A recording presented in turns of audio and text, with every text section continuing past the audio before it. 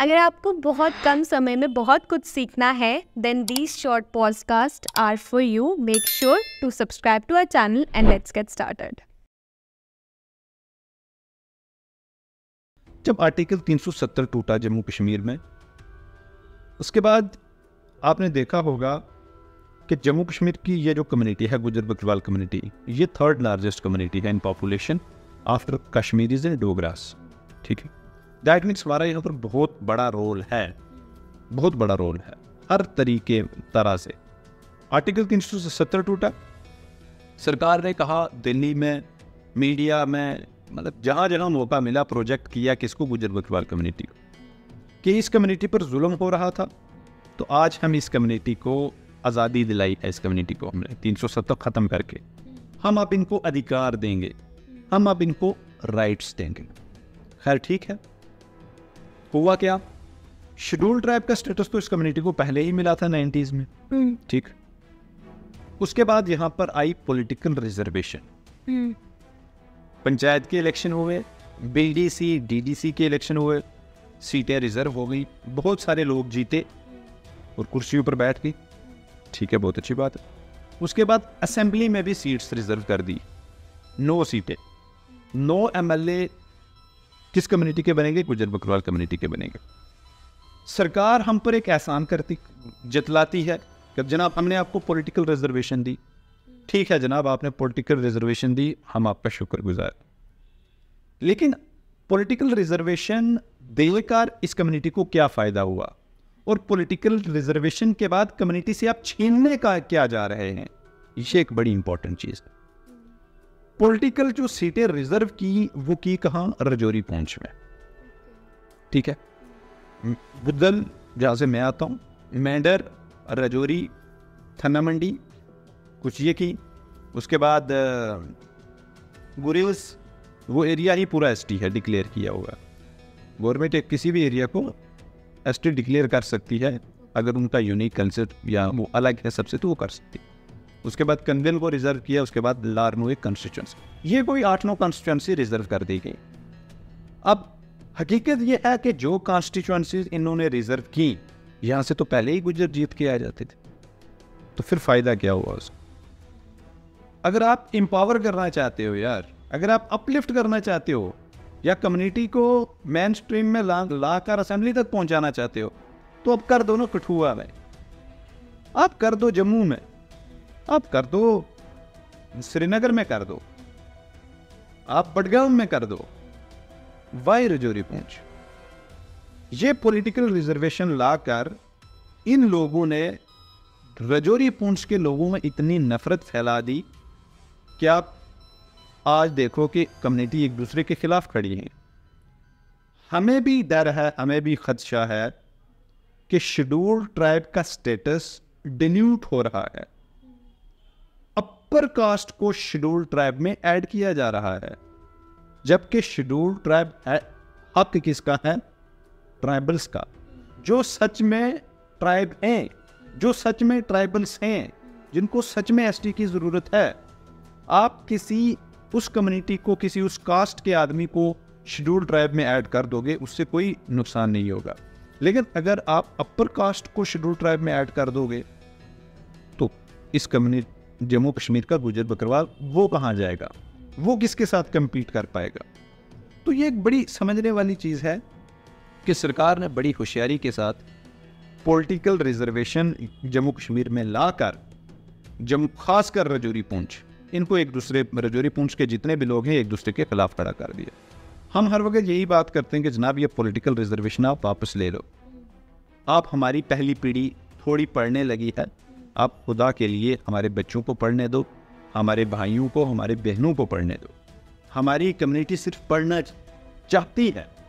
अब हमारी कम्युनिटी में वो शौक पैदा आया है, जब गांव में एक डॉक्टर बन जाता है तो बाकी भी सोचते हैं कि यार हाँ, आज उसका बेटा डॉक्टर बन गया है तो मैं भी अपने बेटे को डॉक्टर बनाऊंगा, मैं भी इंजीनियर बनाऊंगा, है ना. हमारी कम्युनिटी के शायद चौधरी साहब है, जब उन्होंने आईएएस की, वो तो ओपन मैरिट में आए, आईएएस की, उसके बाद हमारी कम्युनिटी से और भी बहुत लोग आईएएस आए. एजाज असद साहब आ गए, बसीर साहब आ गए, जफ़र साहब आ गए, ओवैस साहब आ गए, यासीन साहब आ गए, तो थोड़ी ना मतलब एक और भी नौजवानों में, अभी आज देखोगे कि हमारी कम्युनिटी के काफ़ी लोग जो है वो जम्मू में, दिल्ली में बैठकर हमारे स्टूडेंट्स जो है वो पढ़ रहे हैं, बैठकर तैयारी कर रहे हैं, तो वो शौक़ पैदा हुआ, इंजीनियर बने तो वो हुआ। लाइकवाइज जैसे हमने एक्टिविज़म स्टार्ट किया, अब बहुत सारे नौजवान जो है वो भी आ रहे हैं कि यार कौम की आवाज़ भी बुलंद करनी है, हमने कौम के लिए लड़ाई भी लड़नी है, हमें पॉलिटिक्स में भी जाना है, सियासत में भी जाना है, एक्टिविज़म में भी जाना है।